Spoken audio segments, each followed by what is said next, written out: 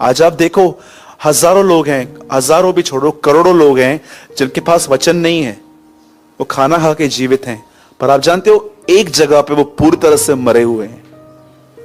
एक पार्ट है उनके लाइफ में जिसमें वो डेड हैं, और वो पार्ट है वे परमेश्वर की पहचान में मरे हुए हैं। उन्हें परमेश्वर के विषय में कुछ नहीं पता है, वो डिस्टर्ब हैं, दिन काट रहे हैं, दिन निकल रहे हैं, कैलेंडर देख देख के वो जी रहे हैं, बस अब लोन पूरा होगा, अब लोन पूरा होगा, अब ये प्रॉब्लम जाएगी, वो डेट्स को देख के खुश हैं। लेकिन आप देखो, और बड़े दुख की बात है, अगर यहां पर कोई मसीह व्यक्ति भी अगर इनसिक्योर है, अगर कोई यहां पर है जो अपने आप को अकेला फील करता है, या आपको लगता है कि कुछ लोगों ने उतनी नहीं निभाई आपके साथ जितनी उन्होंने आपसे प्रॉमिसेस किए थे, तो मैं आपको बताना चाहता हूं एक चीज जो आज मैं आपको समझाना चाहता हूं, ध्यान दीजिए। बताइए, जब ज्योतिषियों ने, इंग्लिश में लिखा है वाइस मैन, जब वो अपने घर से निकले उस तारे का पीछा करते करते, आप में से कितनों के बाद जानते हैं जैसे वो तारे को देखते थे उन्हें क्या मिलता था? कुछ और भी मिलता था, वहीं पर लिखा हुआ है। ऐसा लिखा है कि उस तारे को देखकर उन्हें कुछ मिला था। बताइए क्या मिला था? बाइबल ऐसा बताती है, आज से बहुत साल पहले जब यीशु का जन्म हुआ, तो आप सब जानते हैं कि परमेश्वर ने अन्य जातियों पर भी और इजरायलियों पे, दोनों पे रिवील किया था। ये अन्य जाति जो वाइस मैन थे और जो चरवाहे उन दिनों में चरवाही कर रहे थे, उन पे भी प्रकट किया था। जब यीशु का जन्म हुआ तो दोनों को बताया गया, क्योंकि हम दोनों इक्वल थे। क्योंकि प्रभु ने अब्राहम से कहा था, तेरा वंश तू सारी जातियों के लिए ब्लेसिंग ठहरेगा। ऐसा नहीं है कि जब यीशु आया तो उसका माइंड चेंज हो गया कि इजरायली ग्रहण नहीं करते तो मैं अन्य जातियों के पास जाऊंगा। हमारे बचने का प्लान उत्पत्ति से था। प्रभु ने पहले ही ठान लिया था कि मैं अपने बच्चों को बचाऊंगा। कई लोग एक वचन पढ़ते हैं ना जिसमें लिखा है, मैं इजराइल की खोई हुई भेड़ों को छोड़ और किसी के पास नहीं भेजा गया। वर्ड को वर्ड से कंपेयर करो, यीशु मसीह हर एक के लिए आया था। इसलिए लिखा है यशायाह नबी की किताब में, जो उसे ढूंढते भी नहीं थे उन्होंने उसे पा लिया। यू नो, अब मैं आपको बताना चाहता हूं, लिखा है उस तारे को देखकर उन्हें बड़ा आनंद मिला, वो खुश हो रहे थे। अब तक वो तारे को देख रहे थे लेकिन यीशु को वो मिले भी नहीं थे। लिखा है दे फील जॉय। उसके बाद आप पढ़िए, जब यीशु का जन्म हुआ उससे पहले लिखा है स्वर्ग दूतों का एक झुंड आया और बड़े आनंदित थे, वो डांस कर रहे थे और वो बहुत कुछ कह रहे थे। अगेन आप देखो यहां पर एक आनंद दिख रहा था। और आप देखो जब यीशु का जन्म हुआ, जब वो अंदर था मां के पेट में, नमस्कार ये किसने कहा था? मरियम ने। ये किसके अंदर गया? एलिशिबा के अंदर। एलिशिबा के अंदर कौन था? क्या लिखा है वहां पर? कैसे लिखा है? आनंद के मारे वो उछला। आप नोटिस करो, उसके जन्म से पहले ही इतना जॉय था, इतना आनंद था। आज मैं आपसे पूछना चाहता हूं, अगर आपके अंदर जॉय की लैकनेस है तो क्यों है? यीशु ने कहा मेरा आनंद तुम में बना रहे, वो पूरा हो। इसका मतलब तुम उतने ही आनंदित रह पाओ जितना मैं हूं। आज देखो कभी कभी क्या होता है, और पौलुस ने भी एक जगह पे क्या कहा? प्रभु में। चलो मैं आपसे एक सवाल पूछता हूं, ठीक है? ध्यान दीजिए सब, यहां देखो, यहां पर कितने लोग हैं जो ऑलवेज 24/7 जॉयफुल रह पाते हैं? मैं नहीं हूं।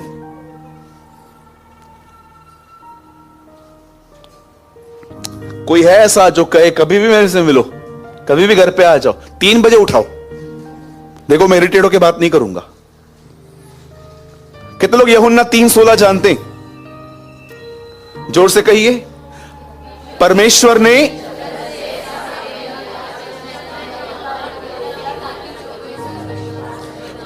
ने जगत से ऐसा प्रेम रखा कि उसने इकलौता बेटा दे दिया। अब आप में से कितने लोग ये बात जानते हैं? यह वचन आधी रात को कहा गया था।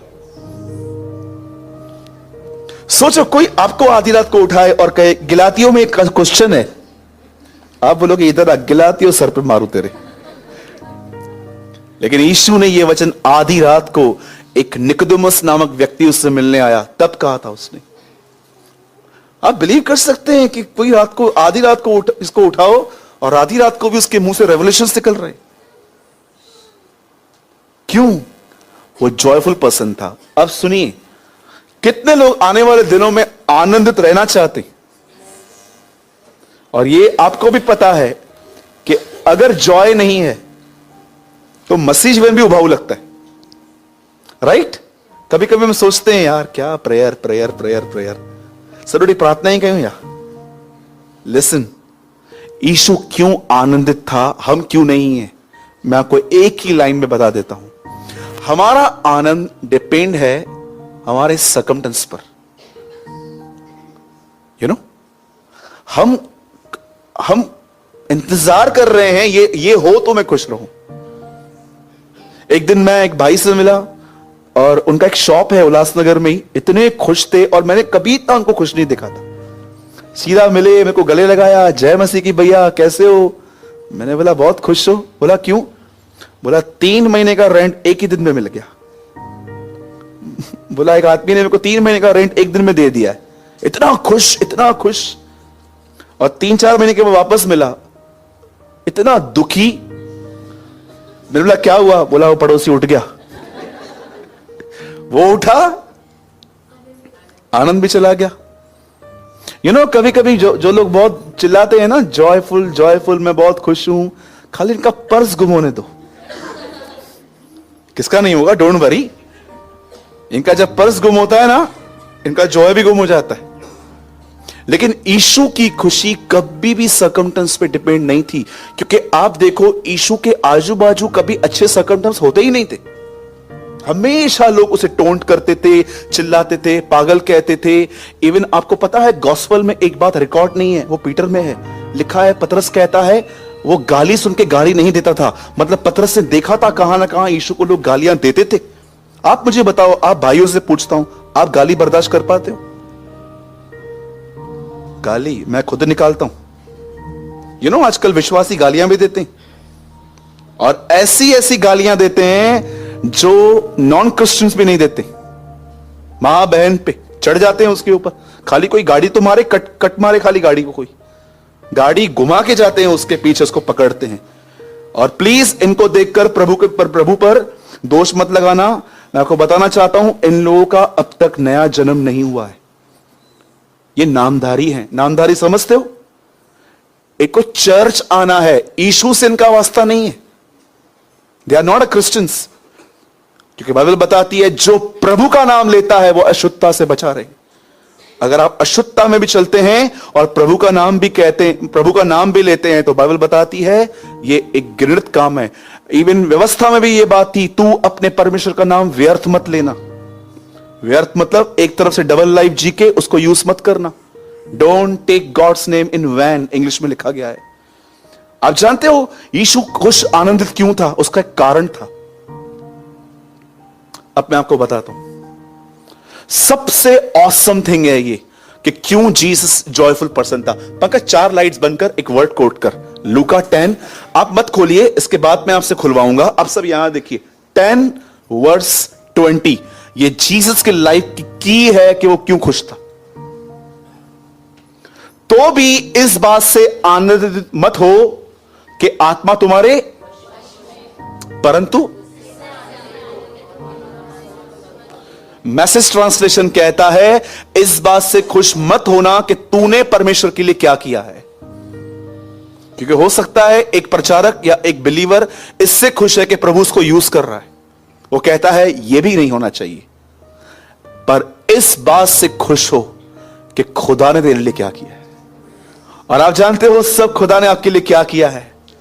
खुदा ने आपके लिए सबसे बढ़कर काम यह किया है, खुदा ने आपके लिए अपना बेटा दिया है।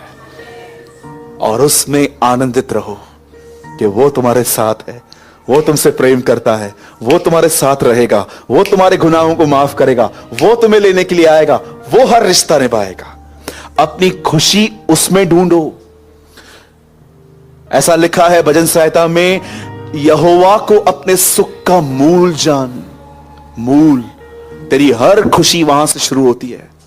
लेकिन अगर आप लोगों पे डिपेंड रहोगे, मैं आपको सच कहता हूं, आप कभी भी आपके लाइफ में स्टेबिलिटी नहीं आ पाएगी, कभी भी नहीं।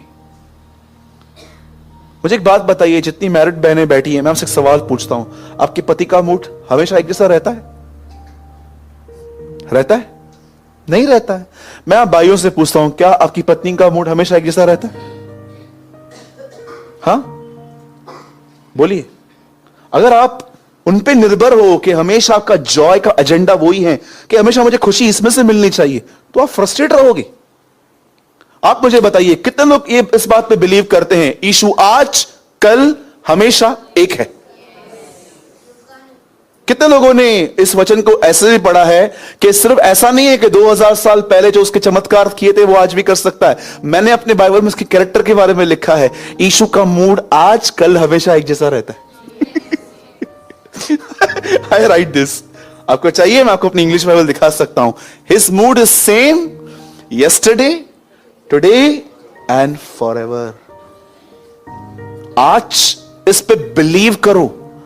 बिलीव करते करते एक दिन ये आपके जीवन का हिस्सा बन जाएगी।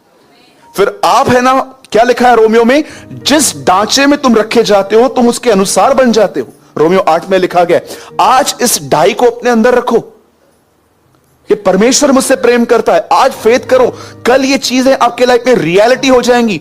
कितने सारे भाई बहन हैं आज मसीहत के अंदर जो उसे पिता कहते हैं, पर उन्हें आज भी वो इनसाइट वो सिक्योर नहीं है। वो उसे कहते हैं बाप। उर्दू में हर जगह पे जहां पर पिता लिखा है वहां बाप लिखा है। हम कहते हैं ना स्वर्गीय पिता, दे कॉल आसमानी बाप।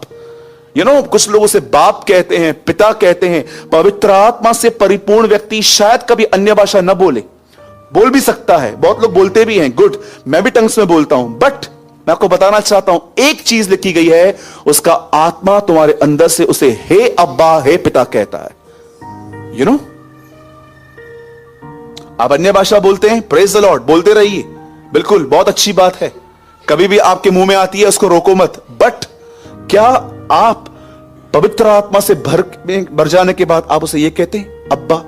कितना पर्सनल वर्ड है ये, डैड, बाप।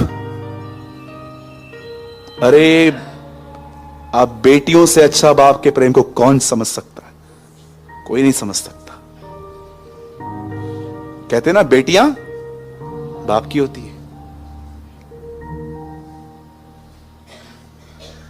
इट्स माई हम्बल रिक्वेस्ट कि परमेश्वर में अपना आनंद ढूंढो, लोगों में नहीं। लोगों का माइंड कभी भी चेंज होगा। वो आज आपको क्या कहेंगे, कल आपको क्या कहेंगे। एक दिन जब पौलुस का जहाज टूट गया तो लोग कह रहे थे ये पापी है। बाद में एक सांप ने उसको काट दिया, बोलते हैं ये तो है ही पापी। फिर कुछ नहीं हुआ तो बोलते हैं देवता है।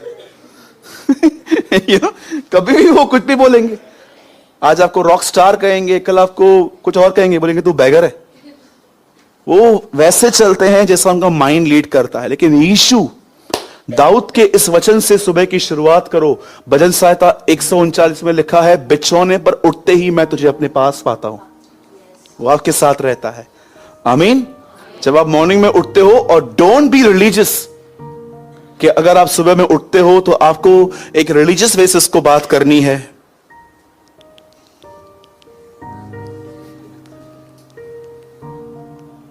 ये हिलती रहती है, इसको लगता है अगर नहीं हिलूंगी तो सुनेगा ही नहीं। कभी कभी कुछ लोग ऐसे हिलते रहते। अब जब आप उठते हो ना, सुबह उठ के बिंदास को बोलो गुड मॉर्निंग डैड। आप देखना आपके अंदर भी एक विस्मयकारी आवाज आएगी, good morning my son. Yes, बिल्कुल। मुझे आज भी याद है, आज से 2 साल पहले मेरे बर्थडे पे मुझे सबसे पहले विश मुझे प्रभु ने किया था। जब मैं उसमें एंटर हुआ तो मुझे अंदर से एक आवाज आई, हैप्पी बर्थडे सूरज। और मैं आपको सच कहता हूं, वो आवाज, यीशु ने कहा मेरी भेड़ मेरा आवाज पहचानती है। ये मेरे थॉट्स नहीं थे, ये खुदा की आवाज थी। और बेस्ट बर्थडे था मेरा। उस बर्थडे में किसने मुझे गिफ्ट नहीं दी थी। लेकिन मैं बहुत खुश था। बोलो यीशु मसीह की। तो बोलिए, मेरा आनंद इसमें है कि प्रभु ने मेरे लिए क्या किया है, इसमें नहीं कि लोगों ने मेरे लिए क्या किया। ठीक है, लोगों का मन होगा वो आपको उठाएंगे, लोगों का मन होगा आपको नीचे भी कर देंगे। ठीक है,